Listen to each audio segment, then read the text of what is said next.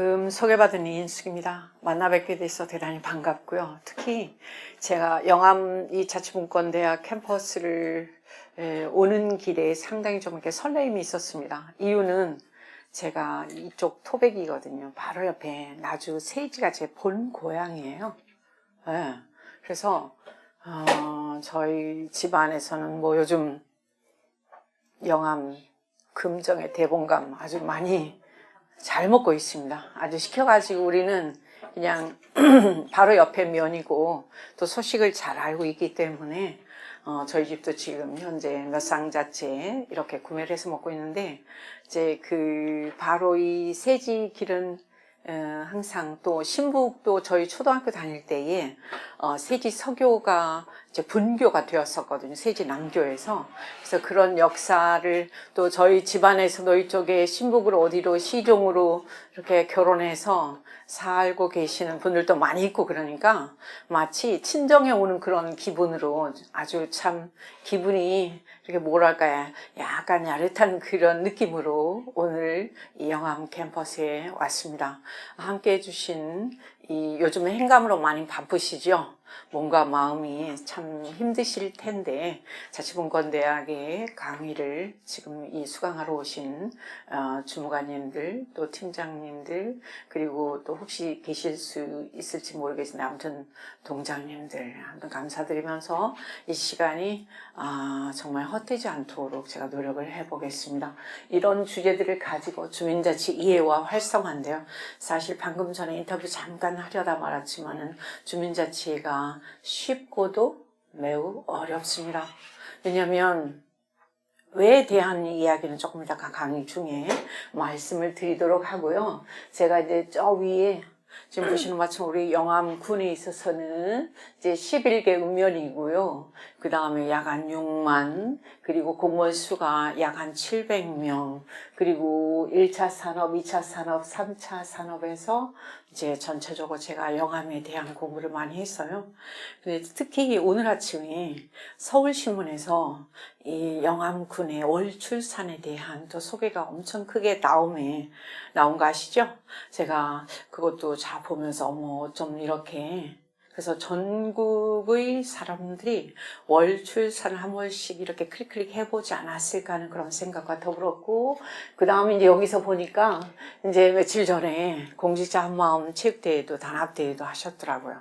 그래서 보시는 자 전동평 군수님께서 자 저렇게 축사를 하고 계시는데 새로운 마음을 다지셨을 거라고 이제 믿습니다. 자, 그래서 또 오면서 보니까 서울은 올 영하 4도인데 체감이 한 영하 10도 가까이 되는 거예요. 손이 시려워서 굉장히 어려웠었는데 여기는 아직까지 낙엽이 또 단풍이 아주 정말 만추의 어떤 그런 정서를 아주 참 자극하는 것 같았어요. 그래서 제가 저기다 써봤습니다. 자, 영암의 가을은 다 같이 한번 읽어보시죠. 다 같이 시작. 모든 잎이 꽃으로 변하는 제2의 봄이다. 정말 아름다운 것 같아요. 한 80년대, 90년대 초까지만 하더라도 우리 전라도를 오면은 경상남북도에 비교를 해서 너무나 척박한 거예요.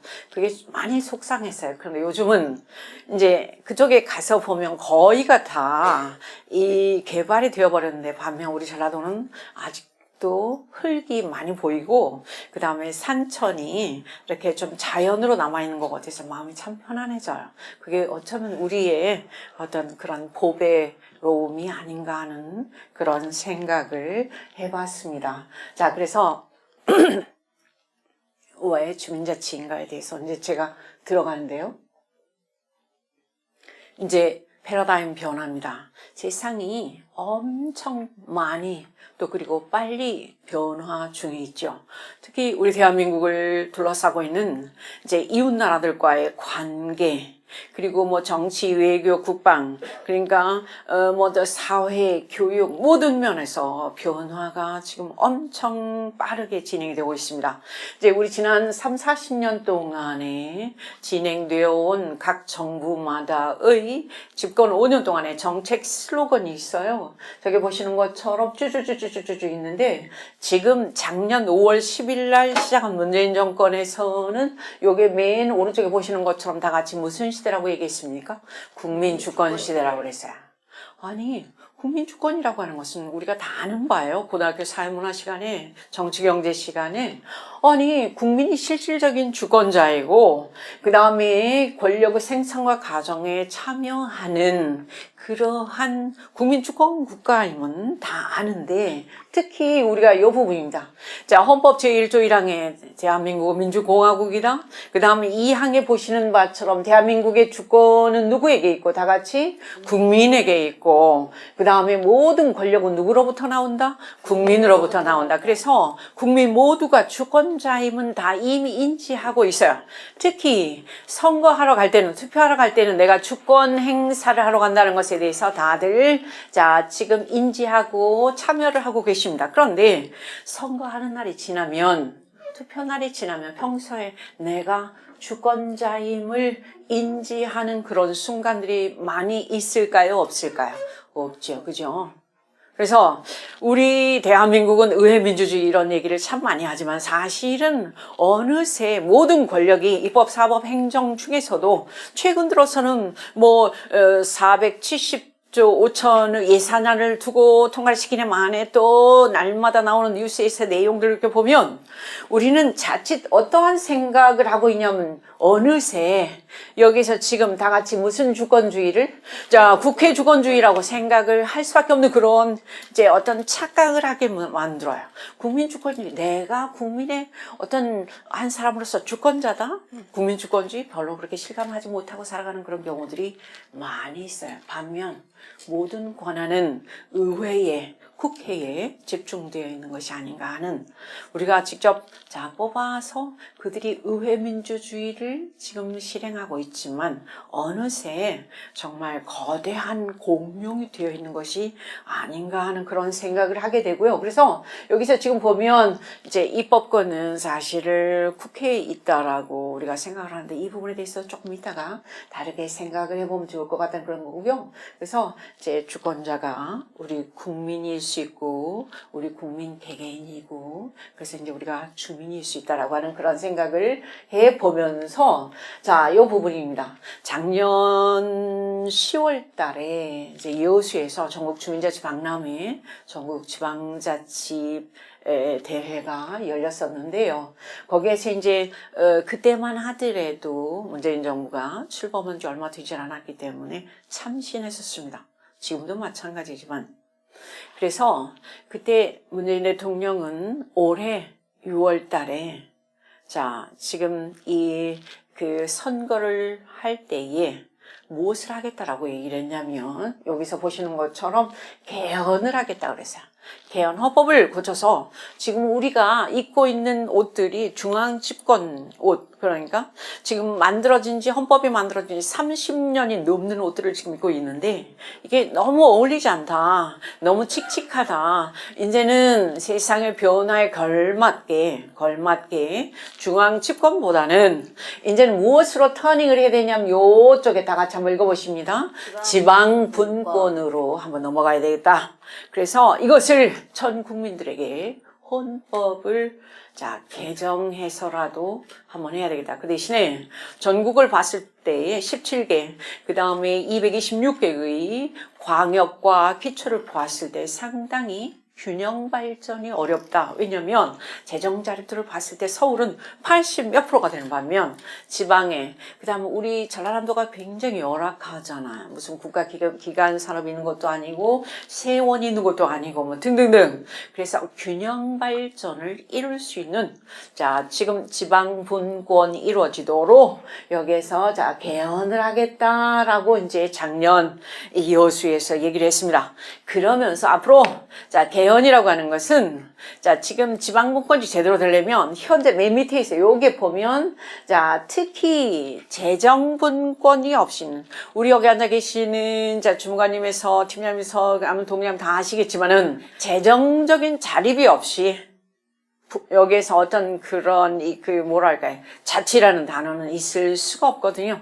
그래서 결혼해서 하시면서 보시면 아시지만 집안의 가계에 이제 누가 기여를 얼마만큼 하는가 이 부분 굉장히 중요하지 않습니까? 그런데 여기 지금 보시는 것처럼 여기 자치법 그러니까 광역 기초가 자치법, 자치행정, 자치재정, 자치재정을 할 수 있도록 해야 되는데 우리 전라남도 같은 경우는 재정 자립도가 지금 20몇 프로밖에 되질 않아요. 서울은 83%가 되는데 이제 그렇게 열악한 광역에서 정말 자치재정을 어떻게 할 수 있겠어요. 그래서 이제 우리 문 대통령 그때 하는 말이 지금 국세 비율이 80대, 지방세 비율이 20대, 80대 20의 지금 현재 상황을 임기 동안에는 7대 3으로, 70대 30으로 임기 말년에는 여기에서는 6대 4 수준 정도로 내려주겠다. 이런 어마어마한 얘기를 하지요. 근데 아까 자 프랑스라든지 독일이라든지 영국이라든지 미국도 마찬가지지만 그러한 지방분권이 제대로 되고 있는 나라들은 국세와 지방세의 비율이 약 얼마 정도 될까요? 다 같이? 반반이죠. 50대 50이에요.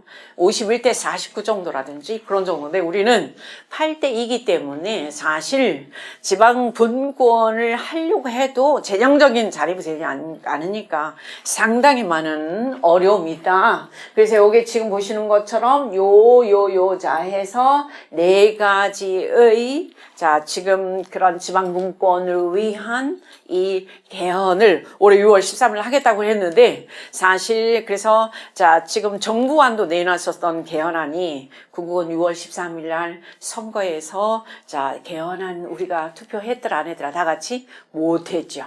그래서 넘어갔습니다. 자, 그래서 상당히 우리 대한민국에 지금 뭐랄까요 여러 가지 어려움들이 더 지금 어떻게 보면 전면에 대두되고 있다 이렇게 말씀드려도 될 것 같은데 잠시 제가 이것도 엄청 많은 공을 들여가지고 가져와 봤어요. 근데 이거 보시고 절대로 뭐 속상해 하신다거나 그 다음에 또 삶의 회의감을 느끼신다거나 그 다음에 월추산 꼭대기에 내려가서 자유낙하를 시도 그런 거 저는 안 돼.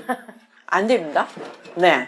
자, 여기 보시면 아까 잠시 2018년 1월 1일 기준으로 행안부에서 발행한 우리나라 전국의 광역 기초의 자, 지금 재정 자립도 현황이에요. 평균이 53.4인데 전남 본청 한번 보시죠. 얼마나 열악한지. 진짜 열악은 짠하죠. 그죠? 응. 이렇게 설만 못해도 보세요. 쭈쭈쭈 강원도에서 상당히 25.6인데 이렇게 보면 전국에서 제주도에서 42.5예요. 그리고 전남이 이렇게 되고 그 다음에 특히 우리 전국에서도 가장 열악한 자 기초가 어디냐면 다 같이 구례군이에요. 못 들은 것으로 하시고요. 그 다음에 요걸로 보시면 맨 밑에 제가 나왔습니다. 우리 영암군은 저쪽에 충청북도 괴산군하고 똑같더라고. 네, 괴산 굉장히. 자, 그래서 재정자립 14.0%예요. 그래서 우리, 자, 지금 전남에서도 한평이나 완도, 신안, 구례보다 훨씬 높아요. 그 부분에서 뭔가 조금 부드대 하셔도 될 것 같은, 그러나 상대적으로 너무나 열악해. 너무 열악해. 이런 상태에서, 자, 지금 지방분권이 사실은 정말 많이 어렵죠. 자, 넘어간다. 그래서 여기 보시는 것처럼 우리 대한민국은 민주공화국이다. 헌법 제1조 1항에 나와요. 근데 거기서 많은 사람들은 민주주의에 대해서는 다들 관심을 가지고 그 다음에 다양성의 원칙에 기반을 두고 쭈쭈쭈쭈쭈 하는데 공화국이다에 대해서는 별로 관심을 가지 않아요. 공화국이라고 하는 것은 뭐냐면 여기 지금 보시는 것처럼 자 쭈쭈쭈쭈 하면서 특히 개인의 이익보다는 공공의 이익에 대해서 먼저 가치를 부여하는 그러한 개념이 바로 이제 공화주의거든요. 그래서 우리 해방이 45년 됐으면 지금 정확히 73년 지내오는 동안에 사실 우리가 앞만 보고 너무나 빠르게 자 지금 잘 살아보자라고 하는 그런 일념으로 이렇게 정말 앞만 보고 오다 보니까 사실은 개인 위주로만 우리가 자 어떤 삶의 철학, 삶의 일상이 이어졌지 어떤 공공성 공화국 이런 부분에 대해서는 우리가 전혀 생각을 하지 못하고 오늘날까지 온 거 아닌가 하는 그런 생각이 들어요. 자, 그래서 여기서 최근 들어서는 이제 촛불혁명의 결과 상당히 많은 그런 것들이 변화되고 있습니다. 그래서 전에는 국가가 항상 제1이 됐어요. 국가가 여기서 획일적으로, 그 다음에 일괄적으로, 일률적으로 위에서 밑으로 탑다운 방식으로의 모든 행정이, 모든 업무가 추진이 됐었다면 최근 들어서는 촛불혁명의 결과 여기서 더 강조가 되는 것은 뭐냐면 요 밑에서 보시는 것처럼 이제 주민이라고 하는, 그 다음에 개인이라고 하는, 그 다음 특히 여기에서 보시는 바처럼 주민 주권이라고 하는 것에 대해서 이제 생각을 하게 되고요. 우리 홈페이지도 가서 보면 거기에서 무슨 뭐 자유 게시판, 그 다음에 청와대도, 그 다음에 국가인권위원회, 권익위원회 그런 데도 보면 전부 다 국민 개개인의 의견을 밑으로부터 수렴하면서 제도와 정책이 변화를 이렇게 서서히 진행하는 그런 분위기들. 근데 아까 말씀드렸던 거 1980년, 90년대까지만 지난 한 3년 전까지만 도 그런 분위기는 우리가 인지를 할 수가 없었던. 그래서 최근 들어서 저렇게 많이 변화하고 있다. 이렇게. 자, 그래서 자, 다시 보시지만 최근에 여러 것들이 변화를 하고 있기 때문에 사실은 이제 주민자치라고 하는 것이 굉장히 중요한 화두로 떠오르고 있다. 이렇게 말씀을 드려도 될 것 같아요. 왜 주민자치인가? 왜 주민자치인가? 여기 봤을 때에 자, 지금 1인당 GNP가 보시는 것처럼 2006년에 2만 불에 진입이 됐어요. 그랬을 때 우리는 2010년쯤 되면 우리 3만 불 될 줄 알았습니다. 정말 기고만장을 했었죠. 그런데 지금 11년이 되어도 우리가 3만 불 진입이 어려워요. 정말 어렵습니다. 지금까지 국가 주도의 경제성장이라고 하는 것은 과거에는 됐었어요. 근데 지금 굉장히 어려운 상황입니다. 그래서 올해 3만 불이 넘어갈 줄 알았고, 그 다음에 KDI에서 우리나라 올해의 경제 성장률을 처음에는 3%에서 2.8%에서 2.7%로 아마 12월 말쯤 2.6%도 다운될 것 같아요. 내년에도 2.7%, 2.8%지만 그게 어려워질 것 같아요. 자, 여기 지금 보시죠. 국가 경쟁력도 우리 대한민국은 자, 옛날 2008년, 7년도 10몇 위였어요. 10몇 위. 그래서 한동안은 저희 대한민국에서 유럽으로 유학을 가면 장학금을 안 줬어요. 왜냐하면 너무 잘 사니까. 근데 지금 엄청 다운되어 있습니다. 여기 보시는 자 26위가 계속 4년째 강보합세로 타포 상태에 있고요. 그런가 하면 여기저기에서 나오는 사회 지표들, 통계 지표들은 우리를 되게 암울하게 해요. 국가가 주도해서 지금까지 정말 획일적으로 자 뭔가를 이렇게 이룩하고자 했었던 그런 부분에서 자꾸만 브레이크가 걸리고 있습니다. 그래서 40, 50대 남성들 자살률, 또 보면 어르신 자살률, 그 다음에 또 저게 보시는 것처럼 대기 오염 지수, 그 다음에 삶의 만족도 상당히, 그리고 어제 오늘 나온 것은 이제 우리나라의 이 빈부격차가 지금 뭐 십몇 년 만에 가장 최고의 이 양극화가 지금 현재 벌어지고 있다. 갈수록, 그래서 우리 흔히 얘기하기를 요즘에 무슨 새로운 신조어가 나타나냐면 3살 가난 죽을 때까지 간다. 이런 얘기가 또 나오고 있어요. 그러니까 그런 거 들으면 참 어떻게 이 난국을 우리가 극복하고 타개해야 할 것인가에 대한 답을 찾기가 참 어렵다. 여기 보시죠. 세계경제는 바로 옆에 있는 일본만 보더라도 얼마만큼 지금 이 성장률이 아주 활성화되고 있고, 그 다음에 유럽도 마찬가지고, 미국도 마찬가지고, 그런데 우리 대한민국만, 중국도 벌써 자 지금 몇 프로 성장률대를 계속 나아가고 있는데 우리만 저게 보시는 것처럼 저렇듯 이제 3% 미만입니다. 3% 미만이라고 하는 것은 거의 답보 상태에 있는 거죠. 이 어려운 상황들을 어떻게 극복해야 할 것인가, 특히 이 부분을 이제 다 우리의 얘기들입니다. 그래서 자 보시는 바처럼 최악의 자 지금 청년 실업률 제가 늘 말씀드리지만 저는 제가 강의하고 있으면 학생들이 2학기만 되면은 뭐 7, 8명 정도가 와서 저 취업했으니까 시약 좀만 달라고, 눈 감아달라고 그런 경우도. 그러면 그럴수록 저희는 상대평가니까 상당히 좋잖아요. 상대평가 그들을 시로 까니까. 근데 요즘은 취업하는 애들이 없어요. 그 눈을 다 뜨고 있고.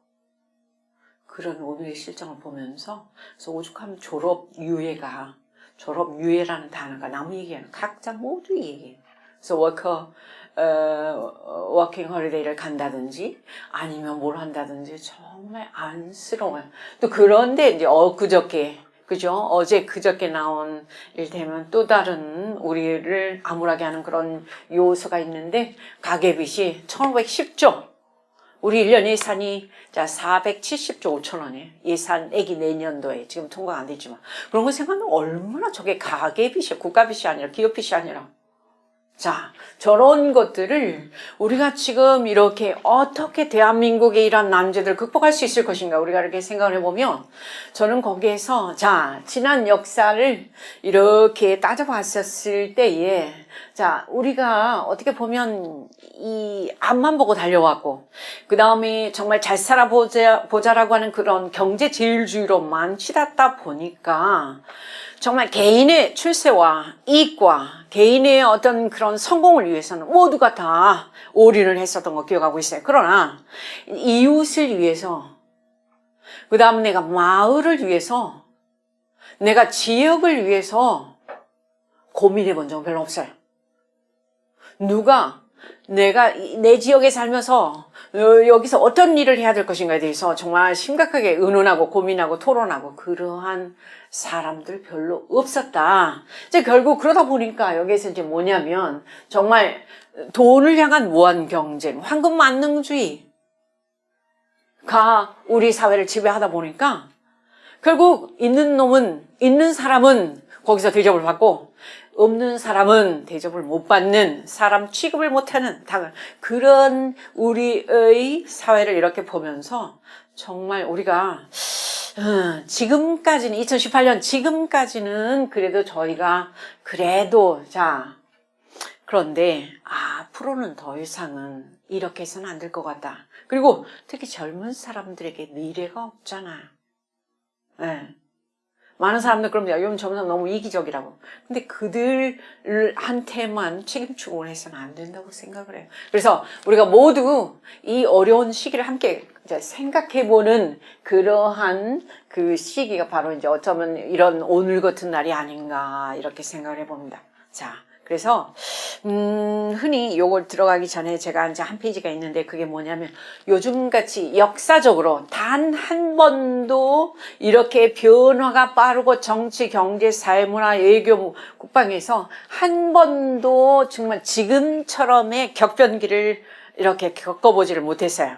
그러한 대전환기를 뭐라고 그러냐면 저도 이제 새로운 신용어인데 이제 처음 알았습니다. 미증유의 시대라 그렇게 얘기를 하더라고요. 미증유의 시대. 역사적으로 한 번도 맞이해 본 적이 없는 그러한 격변의 시대가 바로 이 대한민국 현재 미증유의 시대다. 예, 미증유의 시대를 지금 현재 우리가 목전에 겪으면서 지금 많은 고민들을 우리 정부도 그 다음에 우리 국민들도 해야 되는 그러한 시기가 바로 2018년에서 2019년. 그래서 우리가 정말 넘어지느냐 일어서느냐의 어떤 그 갈림길에 놓여 있다 이렇게 말씀을 드려도 틀린 말은 아닐 것 같다는 그런 생각이 들고요. 자, 이것은 제가 잠시 기분 전환을 위해서 가져왔습니다. 이게 뭘로 보이신다고? 토끼, 네. 토끼로 보여요. 토끼. 근데 이걸 입으로 한번 보시면, 오리예요, 오리. 토끼와 오리를 함께 보셨으면 좋겠다. 조금 답이 나오지요? 네. 그 다음에, 예, 됐고요. 자, 옛날, 이게 1880년대, 1890년대, 2000년 바로 전에의 이제 우리 조상들의 모습이에요. 자, 여기 보시는 것처럼, 외국인들이 가장 신기해서 가장 사진을 많이 찍어 놓은 그런 게 바로 요거였답니다. 근데 보시면 전부 다 마라톤 하려고 하는 건가 하는 거고 선 위에 다 밟고 있고, 그 다음에 하얀 옷을 입고 있고요. 그 다음에 뒤에 뭘 다 쥐고 있습니까? 돼지를 지고 있는 게 굉장히 좀 낯선 그리고 또 정겨운 그런 분위기예요. 자, 넘어갑니다. 그래서 요 부분이 나오네요.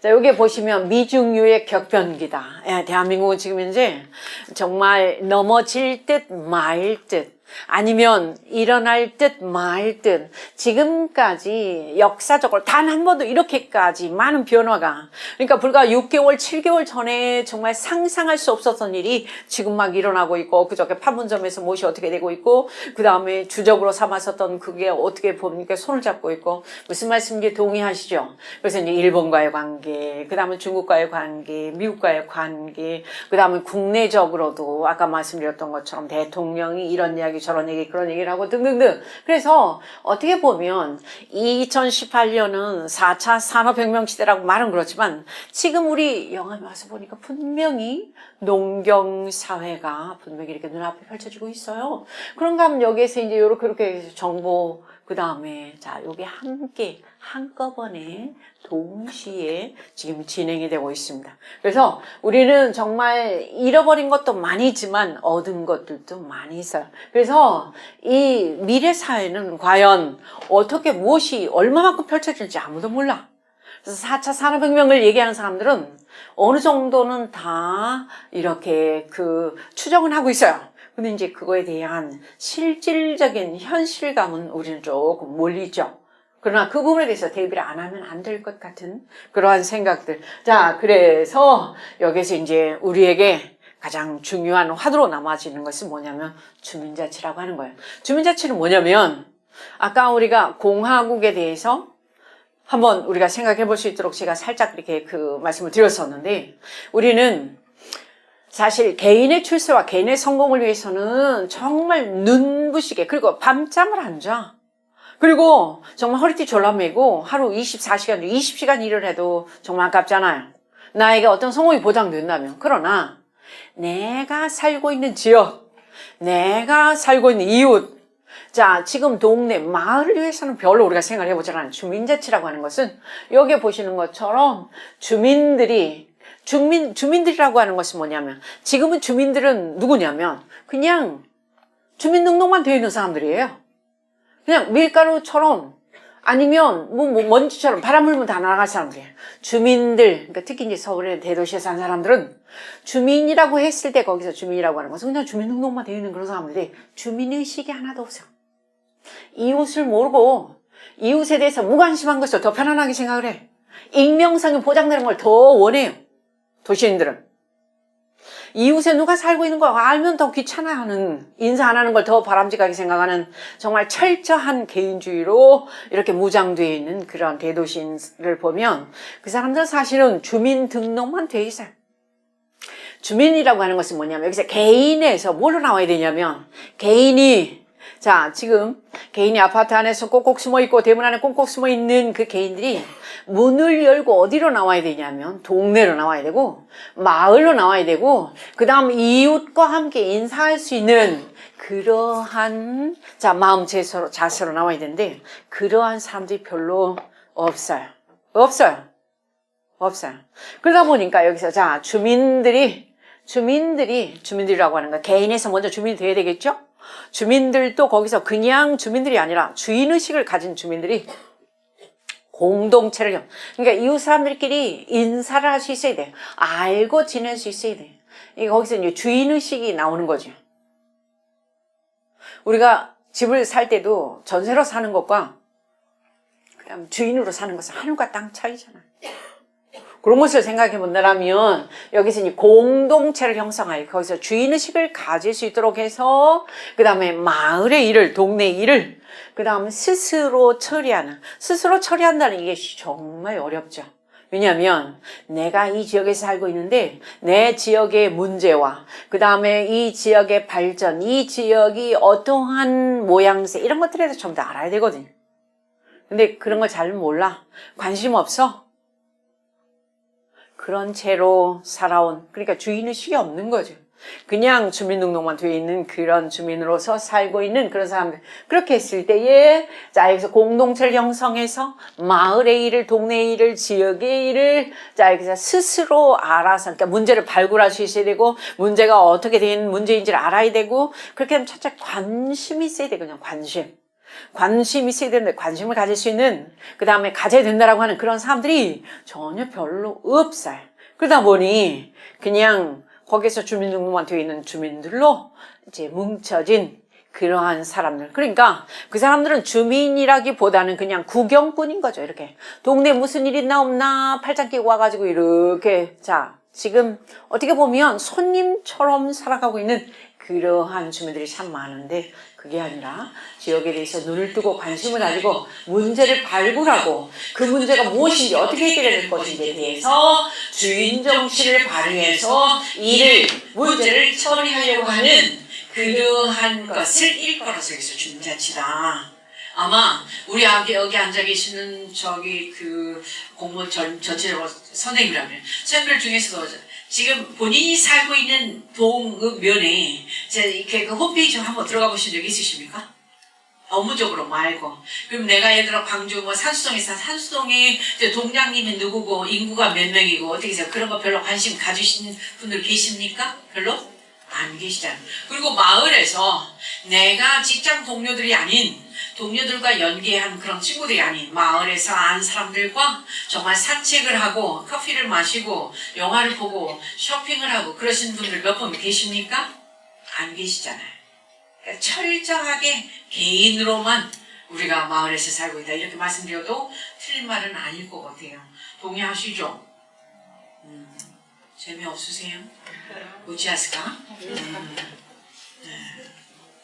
재밌어요?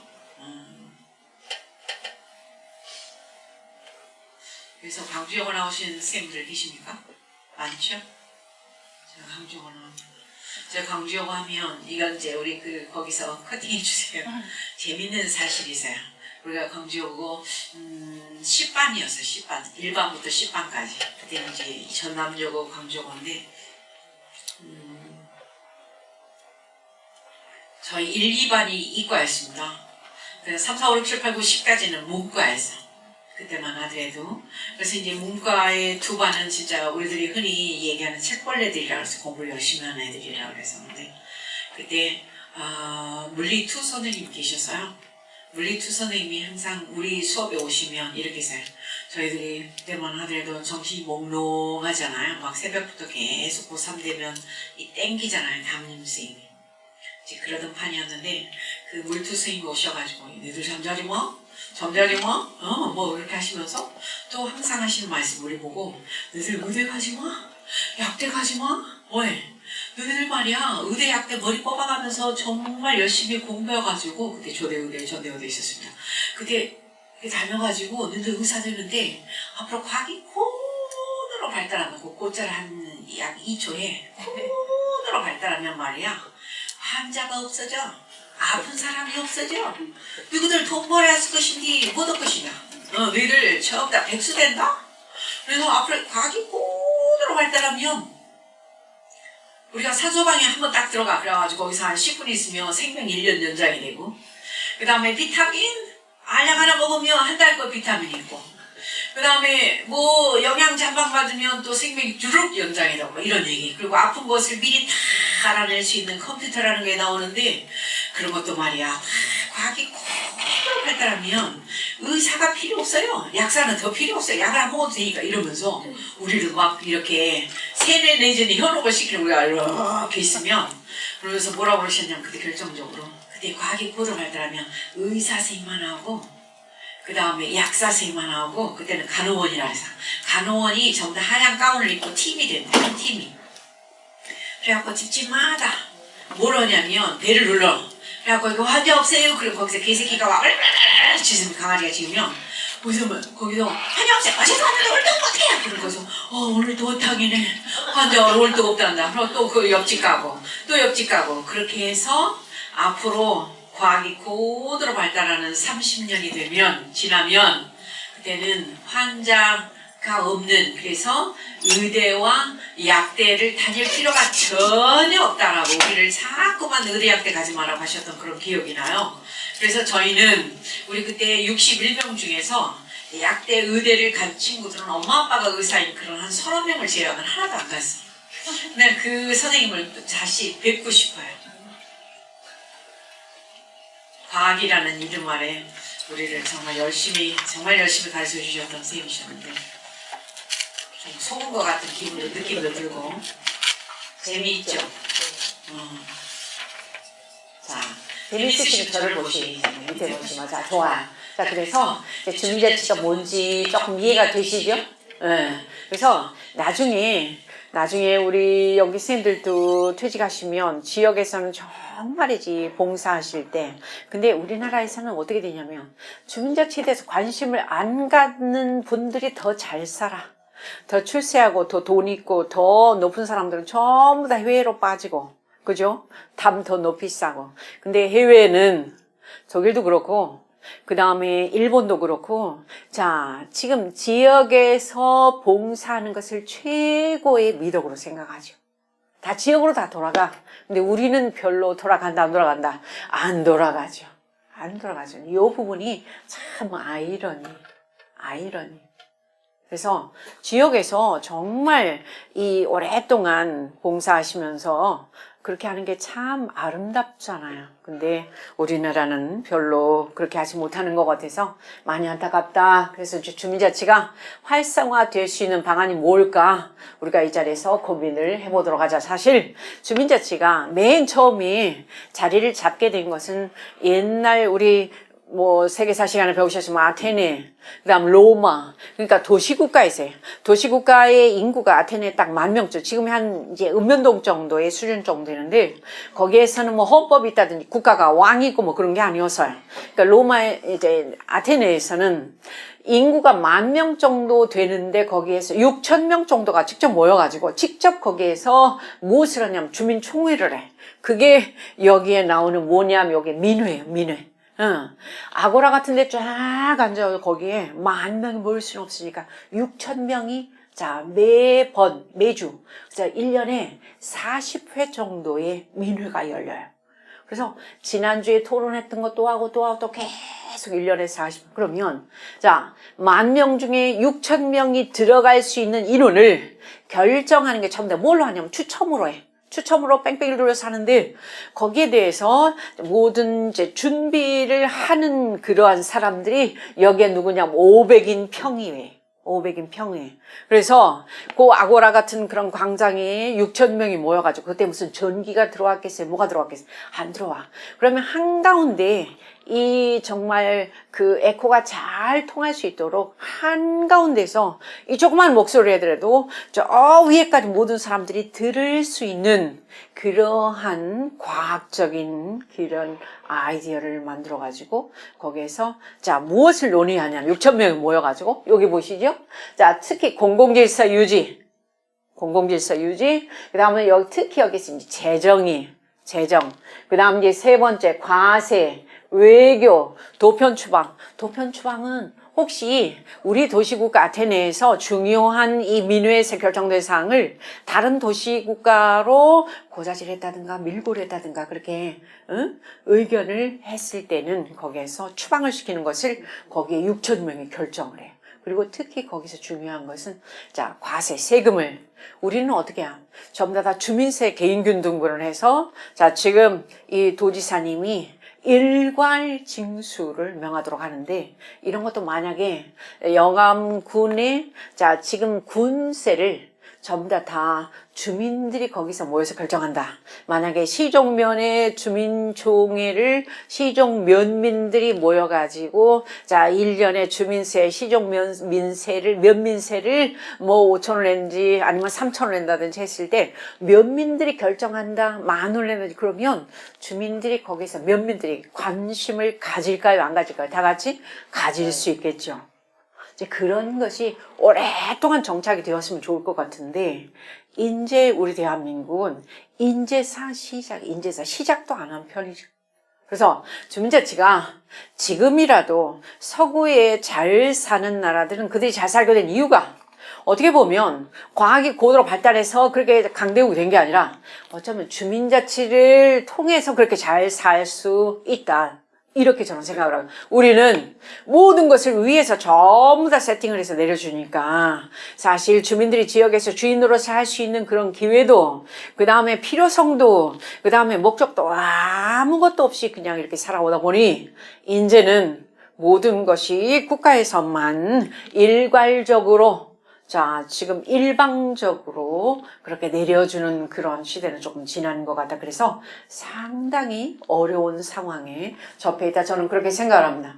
그래서 어떻게 보면 이 아테네의, 자, 지금 그 민회라고 하는 것이 오늘날 어떻게 보면 가장 최초의 주민자치 형식이고, 그 다음에 이 형식이 우리 대한민국에도 이미 좀 오래전부터 있었으면 상당히 많은 그러한 민주주의가, 자, 직접 민주주의로서 발전할 수 있었을 것 같은데 전혀 그게 되지를 못하였고, 사실 우리 여기 읍면동에서 오신 분들은 주민자치위원회를 다 아실 거예요. 김대중 대통령께서 자 97년 12월 달에 대통령에 당선되면서 읍면동 그때 기능을 전환하려고 했었었죠.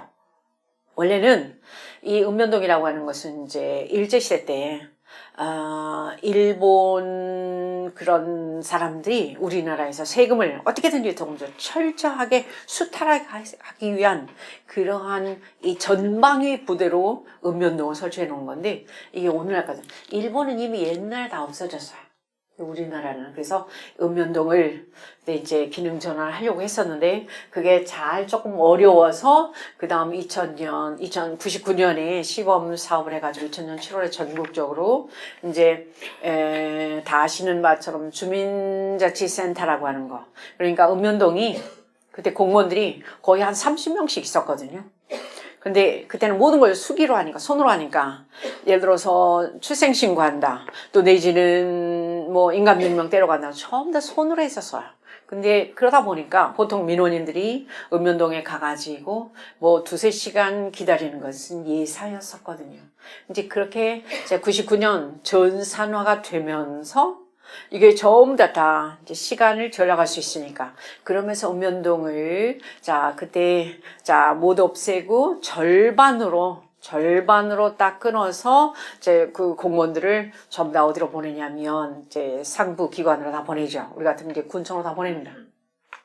그렇게 해가지고 이제 1층에만 이제 공무원들이 읍면동장님하고 같이 있으니 2층이 비어요. 2층을 그때 여기에서 뭘로 만드냐, 여기 보시는 바처럼 다 같이 시작, 주민자치센터로 만들고, 이 주민자치센터 이 시설에 대한 이제 보면 설치 및 운영에 대해서 여기에서 자 뭘 만드냐면 주민자치위원회를 만들죠. 근데 주민자치위원회가 없는 데도 아직도 있고요. 그 다음은 주민자치위원회는 처음 출범 당시에 권한이나 혜택이나 지역의 무슨 주민대표기구로서 뭐 이런 걸 전혀 갖지 못하게, 그래서 읍면동장님이 위촉을 할 수 있도록 하고, 단지 주민자치센터 설치 운영, 그래서 1, 2, 3, 4분기의 프로그램, 요 운영에 대한 실무 의결권. 그래서 한 달에 한 번씩 원래회의 하시지만 이제 군정의 전달사항, 지시사항, 협조사항 이걸 한 30분 이렇게 들으시고, 그 다음에 주민자치위원장님이 원래회의 하실 때에 아까 말씀 나왔었던 자 지금 전체적인 프로그램에 대해서 강사, 적립금, 그 다음에 일일 평균 얼마 뭐 등등등등 하다 보면 그게 거의 자 지금 정말 비슷하게 레코드판 돌아가듯이 그렇게 해서 한 30분, 20분 하고 그 다음에 식사.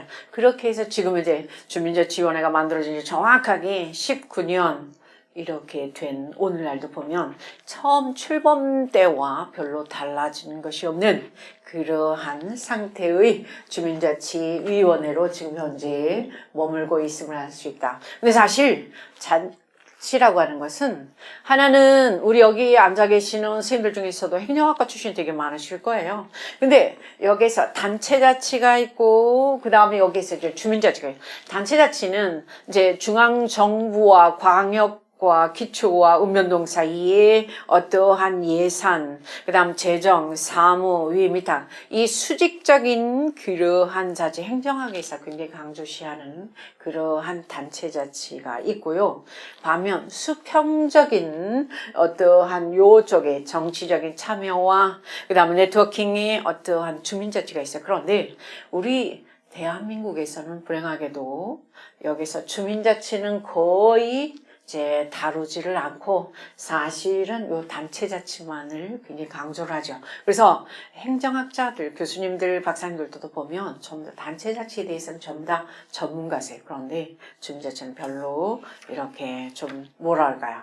이렇게 좀 뻘쭘하다라는 식으로 대하는 그런 경우들을 많이 있습니다. 그래서 사실은 주민자치가 더 기본이 되어야 사실은 주민자치가 더 성숙한 단계로 되었을 때에 단체자치가 될 수 있는데 단체자치만을 강조를 하다 보니까 아까 말씀 나온 공화국이라든지 그 다음에 또 어떤 공공성에 대해서 전혀 우리가 뭐 또 시민교육이라든지 시민성이라든지 전혀 생각을 해볼 겨를이 없었죠. 네. 그래서 결국은 주민자치원회 읍면에서 오신 우리 제 팀장님이나 저기 그 주무관님들 보시면 사실 보면 친목 정도.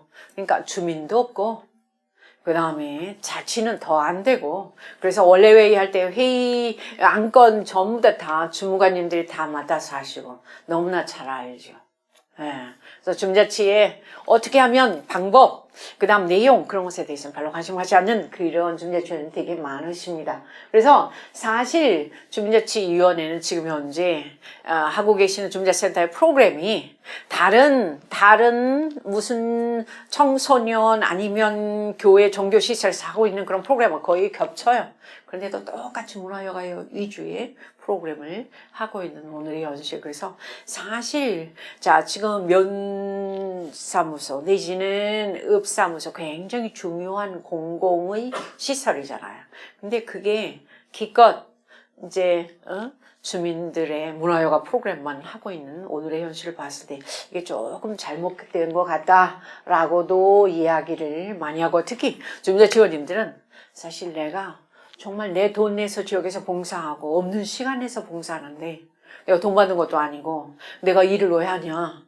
또 뿐만 아니라 담당 주무관님들은 아니 그래도 지역의 대표로 오셨으니까 봉사는 하셔야죠. 일을 하셔야죠. 그래서 서로 밀당을 하고 있는 그러한 자 지금 국면을 보이고 있는 게 여기저기. 그리고 주민자치위원회 인지도가 너무 낮아요. 나름 바르게 살기라든지 새마을이라든지 자율방법들이 전부 다 이제 그 사회단체 보조금도 받으면서 그 다음 인지도가 조금 높아요. 그런 반면 주민자치위원회는 인지도가 원체 낮아. 이제 이러한 어려움을 다 직면하고 있고 그래서 사실 아까 제도자치도 중요하지만 앞으로는 이제 작년에 문재인 대통령도 그렇게 말씀하셨고 그러니 주민자치가 굉장히 활성화돼야 되고 주민자치를 통해서 어떻게 보면 우리가 거기에 답을 내고 그 다음에 대한민국이 지금의 난국을 이렇게 정말 이렇게 헤쳐나가야 되지 않겠는가라는 그런 생각을 해보는데 어찌됐든 주민자치센터의 탄생은 아까 말씀 나왔던 그런 내용이니까 넘어가고 그래서 지금 주민자치위원님들한테 여쭤보면 아니 무엇을 해야 하는지 어떻게 해야 되는지에 대해서 전혀 관심이 없으세요. 그리고 교육을 가서 보면 맨날 그냥 짧게 해달래. 그 다음에 재밌게 해달래. 재밌게 해달라 그러면 사실은 저 코미디언들이나 개그맨 이렇게 모셔오면 되죠. 근데 늘 그러한 모양새를 보이세요. 그리고 그분들이 항상 하나같이 하는 말씀이 뭐라 그러냐면 여기서 주민자치위원님들의 3분의 1 정도가 자 활동에 있어서 지식이 없어. 무엇을 어떻게 해야 될지를 모르겠다. 예를 들어서 우리 군수님이 전동평 군수님께서 만약에 각 11개의 읍면에다가 예를 들어서 무슨 뭐 행복마을 가꾸기 사업에서 1,000만 원씩의 사업비를 딱 내려주신다고 그래 보세요. 그러면 거기서 사업계획서를 올려보느라고 해서 사업계획서를 전부 다 누가 써야 돼? 다 같이 시작. 주민자치위원님들이 쓰셔야 되는데 쓰실 줄 안다 모른다. 그럼 결국은 주무관님들이 하는 역할이에요. 그러니까 뭐가 뭔지를 모르는 물론 읍면이니까 조금 더 이해를 하죠. 근데 뭐 서울이라 그래서 다를 것 같으세요? 마찬가지 50% 100%예요. 결국은 누구 일이냐면 공무원의 일이에요. 공무원. 우리 민도가 정말 이 정도 좀 달라지고 이 정도 좀 위상이 이 정도 좀 잘 살고 이 정도 좀 교육열이 좀 달라져야 될 거 아니에요? 근데 전혀 그렇지 못해. 개인들이 꼭꼭 자기 개인 자치만 하느라고 다들 숨어버린 거죠. 주민자치를 안 하는 그런 문제점이 있다 이렇게 말씀드려보고, 사실 주민자치가 가장 많은 어려움을 이렇게 부딪히는 그런 부분이 주민자치위원회가 아니면 주민자치를 맨 밑에 제가 지금 이렇게 뭐라고 썼냐면 다 같이 뭘로 이용해버리는, 정치적으로 이용해버리는 그런 경우들이 너무 많이 있어요. 무슨 얘기냐면 잘 되고 있어. 주민자치위원회 아니면 주민자치가 어느 읍면에 잘 되고 있는데 거기에 읍면장님이 새로 오셔가지고 일 벌리지 마세요. 일 벌리지 마세요. 왜 자꾸만 저기 불편하게 해요. 라고 두 말, 세 말만 하면 쑥 들어가죠. 주민자치위원장님 잘 하시다가 또 예를 들어서 이제 임기가 끝나가지고 또 끝나. 그러면 또 거기서 또 쑥 들어가. 결국은 저는 이렇게 생각을 하는 거예요. 이제 보면 단체장님이 새롭게 와가지고 주민자치 마인드가 없으신 분이 오는데 그냥 전혀 주민자치에 관심을 갖지 않아. 예를 들어 지금 제가 우리 전남에서 오는 그런 경우는 자치분권대학은 저쪽에 한두 군데 정도밖에 없는 것 같아요. 사실 자치와 분권에 대해서 좀 우리 단체장님들이 관심을 가지셔야 되거든요. 그래서 하다못해 이렇게 공무원들한테도 좀 뭔가 이렇게 새롭게 이 역량 주입을 좀 해주셨으면 좋을 것 같은데 관심이 없으셔. 그런 면에서는 우리 영암군의 군수님께는 제가 아주 칭찬을 100만 번 드린다고 말씀 전해주셔도 될 것 같고요. 자, 그래서 제도적으로 이 주민자치를 정치적으로 주민자치를 이렇게 이용해버리는 그런 경우들도 많이 있더라. 그래서 사실은 좀 편하지 않은 그러한 단체장님들이 있을 수 있는데 그거는 어디에서 오냐면 바로 이 부분이라고 생각해요. 자, 지역의 주인은 다 같이 누구라고 생각하십니까? 시작. 주민이고 결국은 누구냐면 각자 개인이거든, 개인. 근데 우리 주민들은, 그러니까 우리 여기 공무원 수준은 그래도 상위 레벨이니까 우리 일반 주민들은 지역의 주인을 누구라고 생각하냐면 군수님, 그 다음에 면장님, 그 다음에 읍장님, 아니면 국회의원, 아니면 시장, 이런 식으로 하다 보니까. 근데 그분들은 선출직이니까 다니면 임기 순환에 의해서, 보직 순환에 의해서 이제 가면은 거기서 끝나는 거거든요. 사실은 그 지역에서 뿌리를 내리고 그 지역에서의 정말 주인으로 남아있을 사람 누구냐면 다 같이 각자 주민 개인이에요. 근데 개인들은 그런 생각을 못 해보고 오히려 선출직 이렇게 단체장님들 오히려 다 주인으로만 생각하고 있으니까 그분들이 가시면 거기서 또 원위치 되는 그런 주민자치가 오늘의 이런 게 아닌가 하는 그런 생각을 해봐요. 조금 동의하시죠? 네. 참 너무 안타까워. 그래서 이 주민자치 제도를 정치적으로 이용하는 그런 경우들도 많이 있더라. 참 많이 안타깝고 그 소리는 그만큼 우리 각자가 주인의식이 없는 거예요.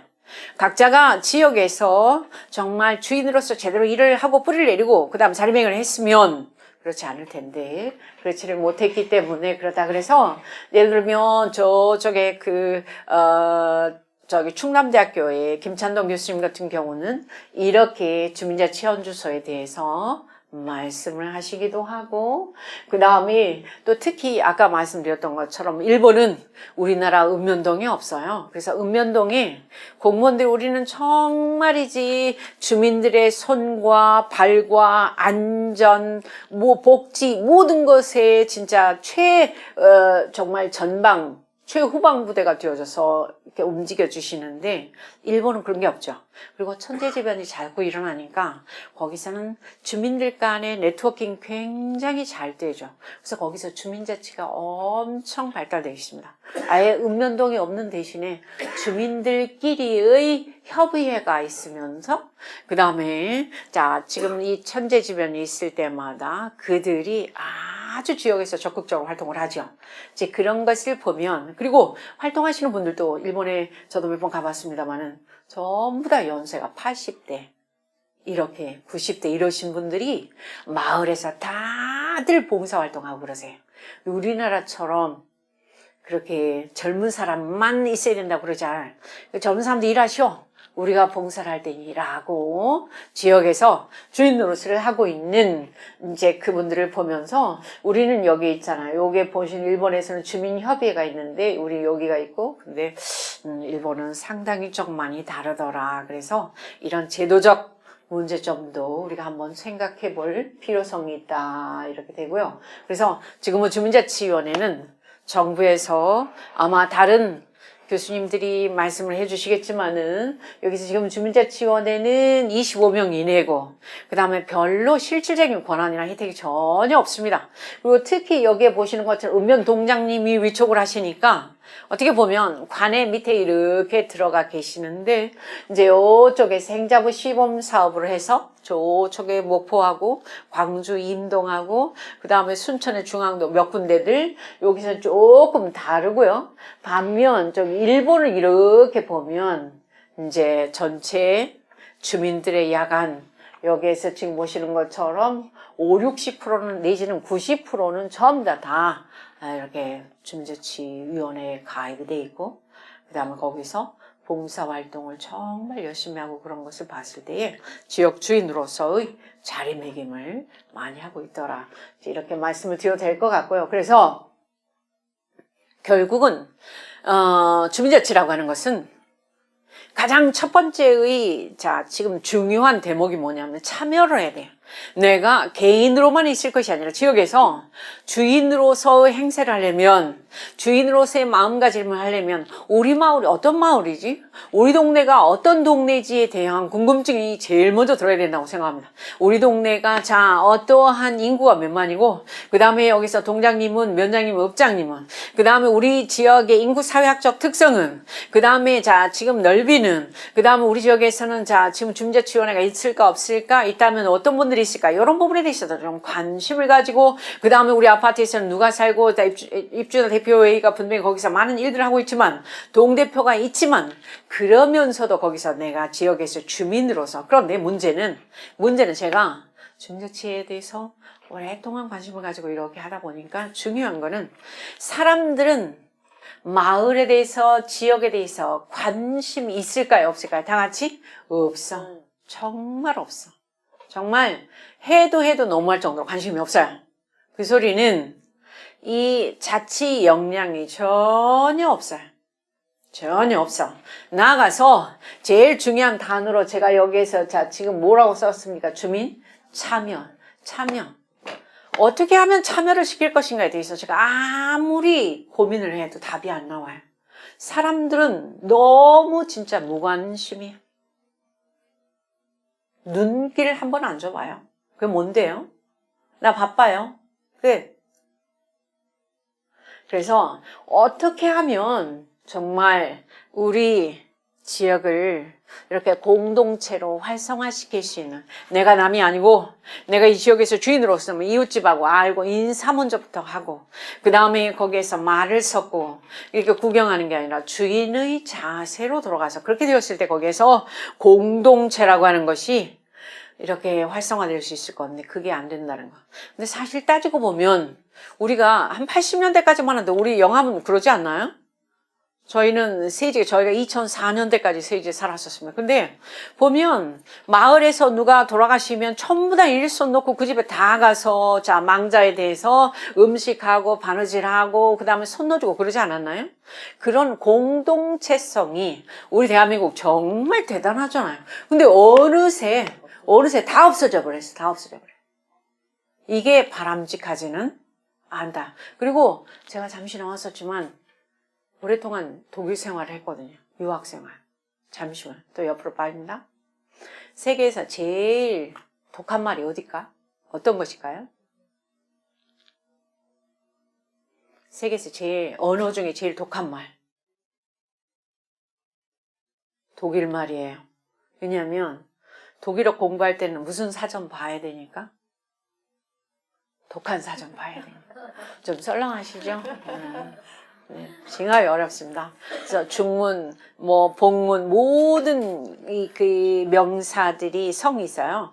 그다음 남성, 여성, 중성으로 해서 그게 전치사마다 다 바뀌고 그다음에 문장에서도 바뀌고 그다음에 장소, 시간, 그다음에 그 위치 이런 걸 때도 다 바뀌고 그래서 독일말은 이제 모국어가 되면 쉽겠지만 사실 외국 사람이 배우기에는 너무나 어렵더라고요. 근데 어쨌든 거기서 살다가 제가 12년 살았는데 보면 한국이 정말 그리운 거예요. 근데 그리움의 가장 기본에는 이제 우리 국민이 가지고 있는 강점, 장점이 거기서 드러나. 뭐죠? 응? 애국심은 아닌 것 같고 애국심은 좀 덜하고 우리 국민들이 가지고 있는 장점이 뭘까요? 정이 많아. 정이 많아. 정이 많잖아요. 그죠? 대답 안 하시네. 아무튼 시골에 살았기 때문에 저는 참 그거는 진짜로 정이 많다는 것은 강점이라고 생각하는데 그게 공동체 형성에서 굉장히 플러스 요인으로 작용하고 있잖아요. 근데도 어느새 정말 가장 강점이 가장 약점으로 되어버린 우리 대한민국을 보면서 참 안타깝다는 그런 생각을 해보고 그 다음에 지금의 주민자치는 사실 저게 보시는 바처럼 상당히 많은 변화가 있어요. 그래서 전국적으로 지금 김부겸 장관이 들어와 가지고 주민자치위원회를 주민자치회로 바꾸고 있고요. 그 다음에 전국에 처음에는 요게 지금 49개 읍면동만 바뀌어졌었는데 지금은 전국에서 저쪽에 세종시나 수원시 그 다음에 또 어디가 있을까요? 당진시 뭐 등등등등 그 다음에 시범사업을 하는 여러 곳들을 또 서울시도 지금 올해 하반기에 이렇게 보면 91개 동이 그래서 약 전국적으로 260개 동이 읍면동이 주민자치위원회에서 뭘로 바뀌냐면 주민자치회로 바뀌고 있어요.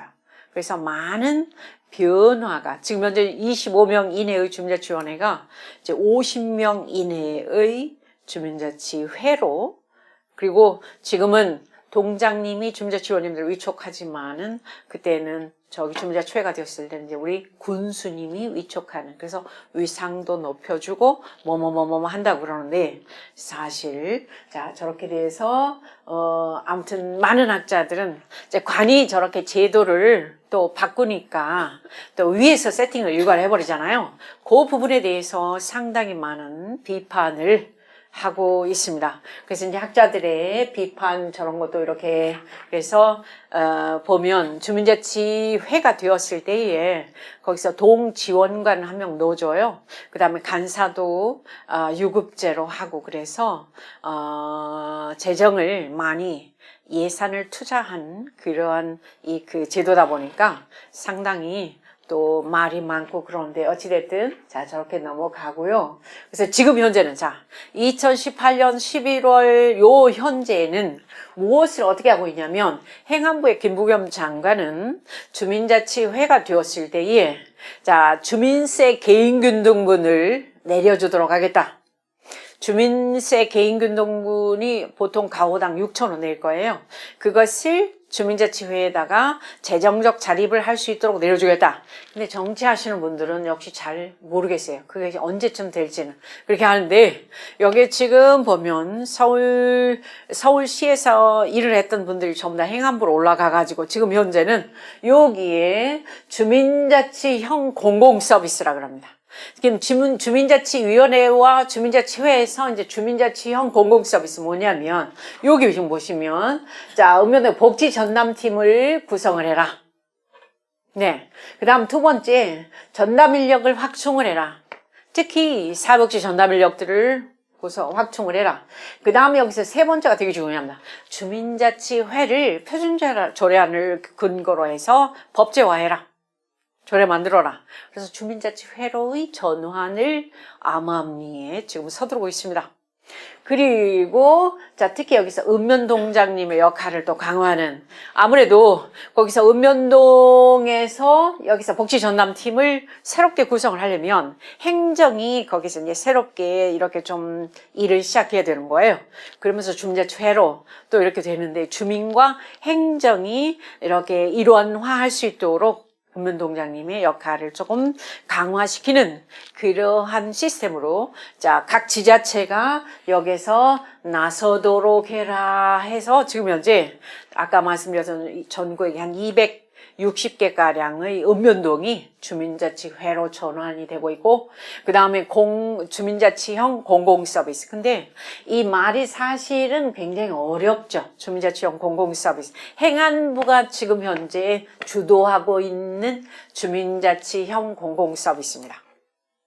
주민자치위원회에서 주민자치회에서 그 다음에 여기서 주민자치형 공공서비스로 이렇게 가고 있죠. 지금 현재는 주민자치형 공공서비스입니다.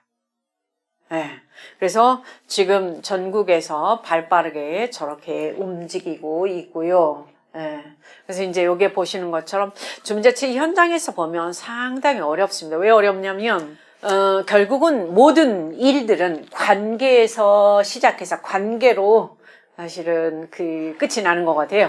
근데 여기서 보면 저쪽에 거북이 등처럼 저렇게 딱딱해 보이는 그런 사람들도 속내는 또 이렇게 하얀 토끼처럼 부드러운 사람도 있고 그 다음에 겉의 모습이 정말 하얀 토끼처럼 저렇게 부드러워 보이지만 속내는 거북이의 등껍질보다 더 딱딱한 사람도 있고 그래서 알 수 없는 각자의 어떤 그런 뭐랄까 내면 그래서 결국 거기에서 관계로서 문제가 발생하고 그 다음에 관계로서 문제가 이렇게 또 와야 돼 뭐랄까 아무튼 해소되고 그런 것 같더라 이런 말씀 드리고 자 요거 이제 거의 자 보시면 라디오에서 굿모닝이 나오니까 손자의 굿모닝이 뭐냐 할아버지가 이제 영어를 잘 모르시니 그래서 좋은 말이에요 그렇게 얘기하니 아침 인사예요 이렇게 얘기했더니 거기에서 자 뭐냐면 아침 인사라 오랜만에 그러면 집에 가서 할머니한테 아는 척 좀 해봐야지 집에 갔습니다 할멈 왜 그러시우 그러니까 거기에서 자 굿모닝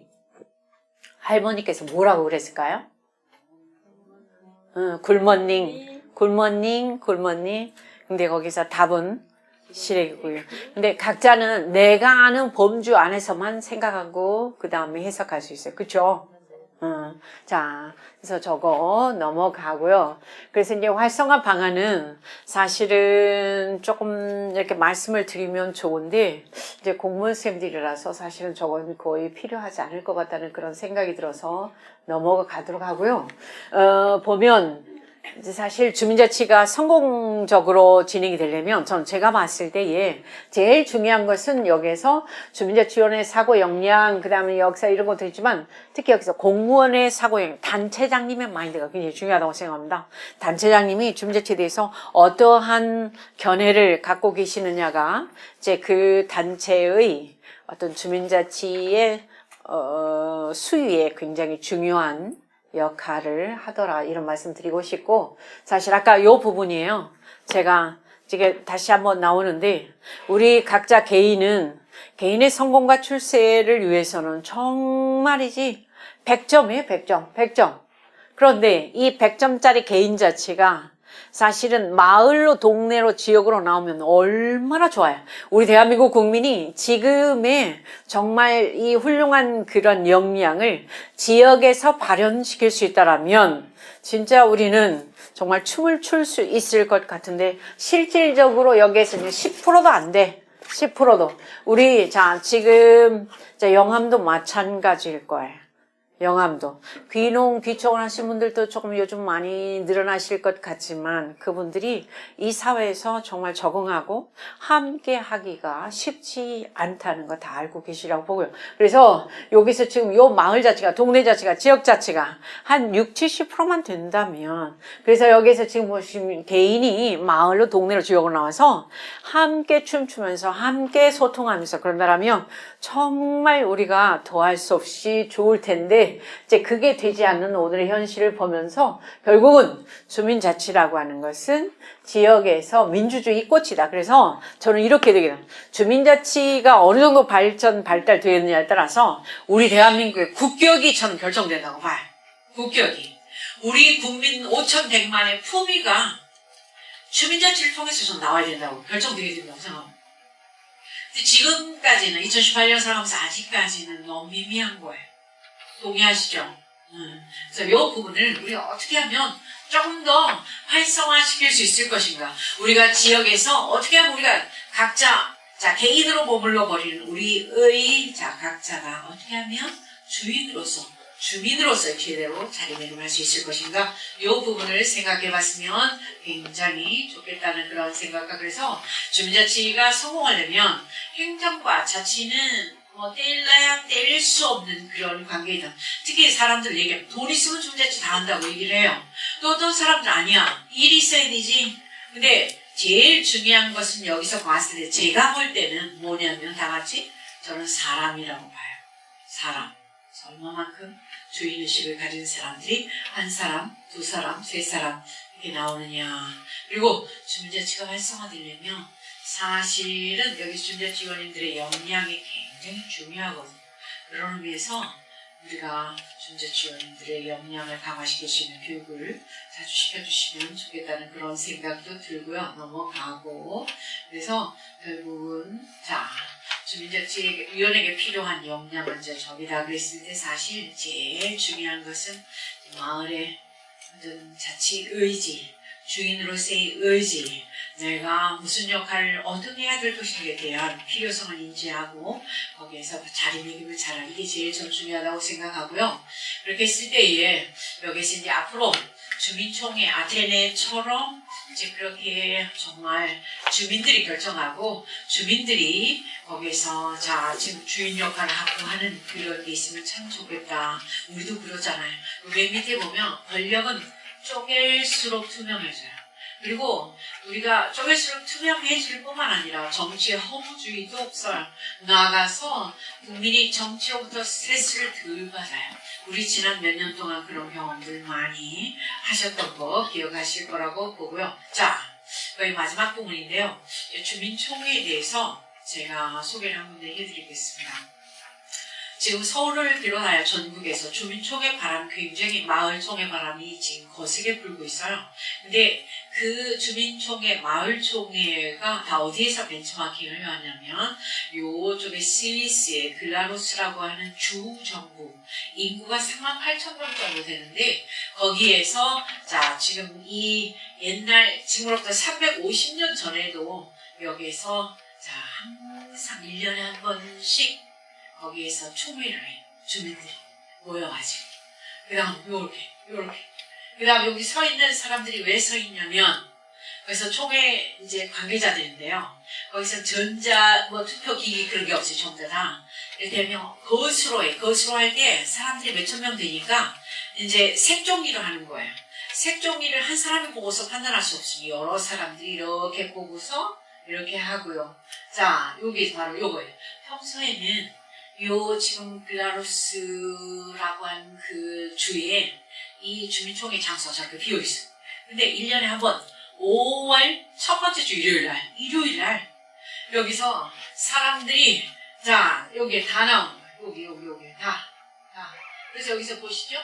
만 16세. 원래 스위스는 18세 이상이 선거법 가졌어요. 그런데 여기서의 주민총회에서 16세 이상이면 되는 거예요.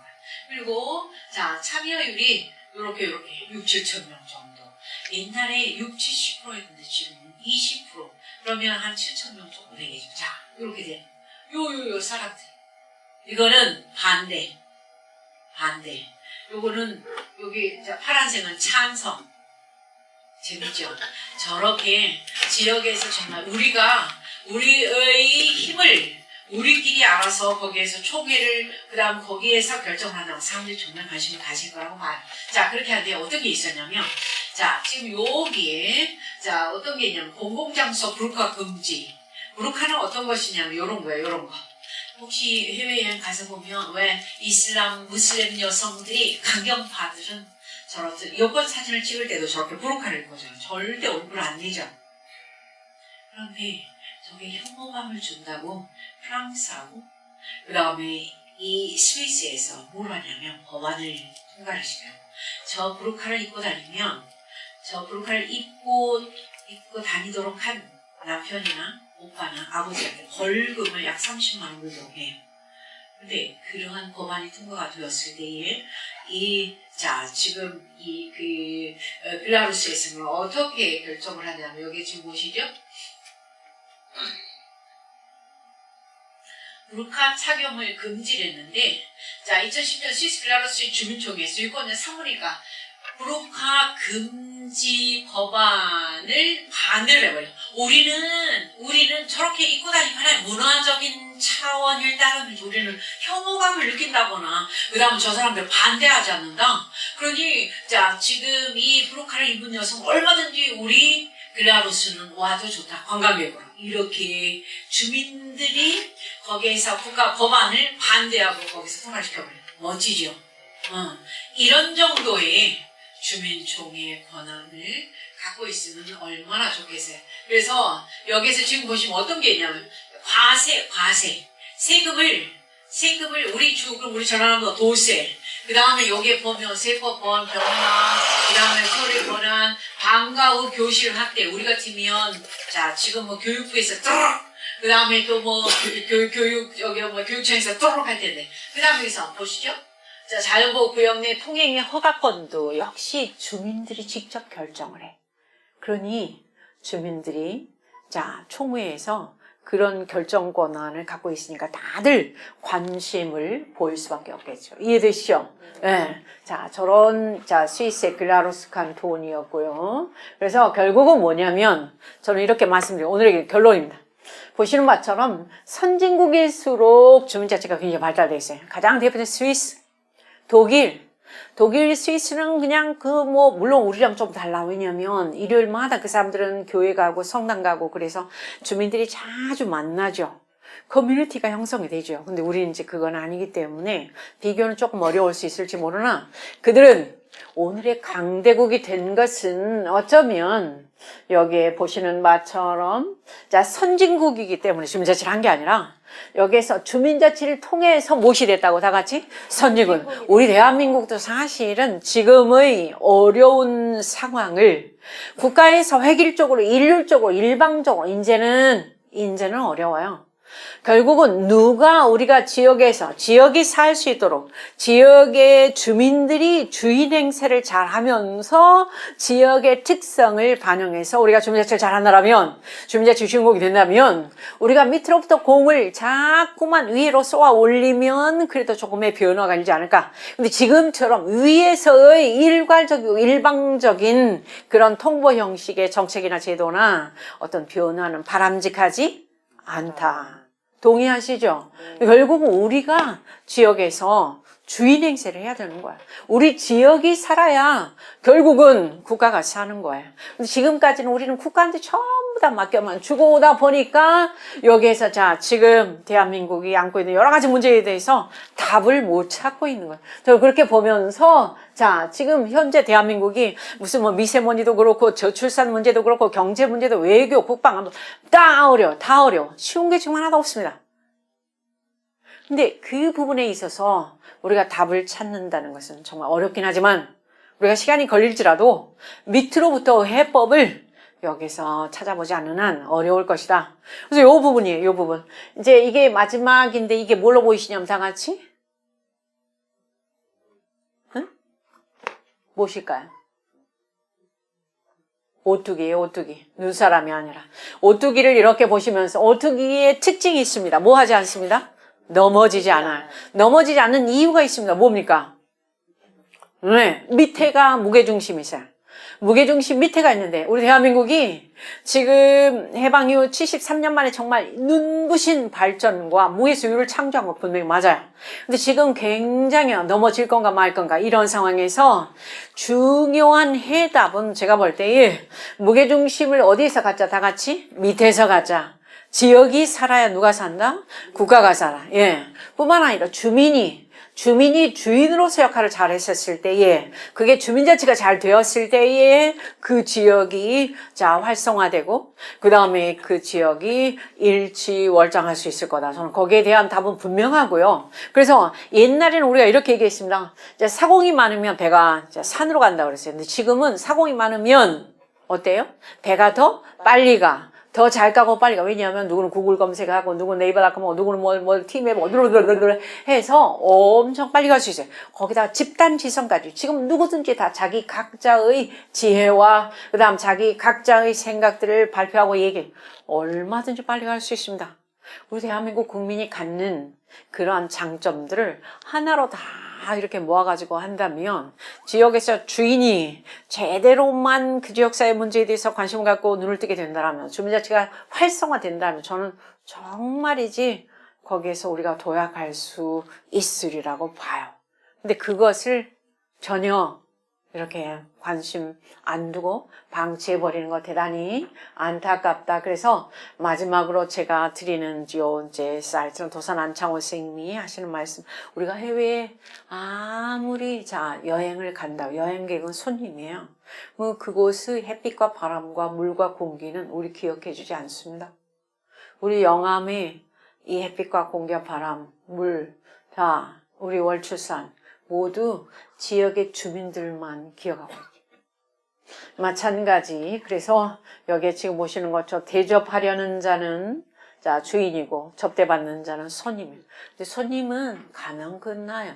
그래서 자리 내주는 자는 주인이고 손님은 남고 주인은 남고 손님은 떠나고 쭈쭈쭈쭈쭈. 그래서 결국 우리 모두 주민자치의 주인공이 되어서 나중에 퇴직하셔가지고도 지역에서 주인으로서 자리매김을 분명히 잘 해주십사 이렇게 말씀드리고 어떻게 오늘 조금 주민자치 활성화에 대해서 강의 들으시면서 조금 생각이 어째 그냥 그렇다 하십니까? 조금 생각이 그래도 고민을 해보실 준비가 되셨으면 어떻습니까? 좋았습니까? 그렇습니까? 정말 열심히 들어주신 우리 모든 참석자분들께 감사의 말씀을 드리면서 특히 또 우리 영암하면 굉장히 아주 임으로운 그런 고을인데 좋은 인상을 갈 수 있도록 해주셔서 감사하다는 말씀과 함께 마이크 놓겠습니다. 감사합니다.